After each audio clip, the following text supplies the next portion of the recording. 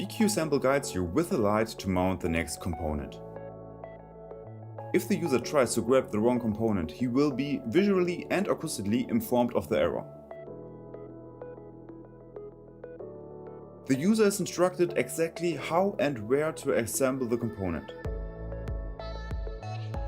If the employee doesn't understand the assemble step, he has the possibility to execute the assemble step correctly by looking at the trainings video, which means that even unskilled employees can do the assembly with 0 errors. When an assembly step has been successfully completed, V.Q Assemble directs the user to the next step.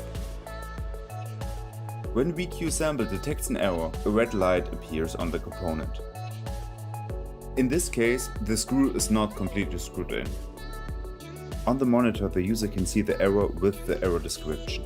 Of course, the trainings video for this step is also shown.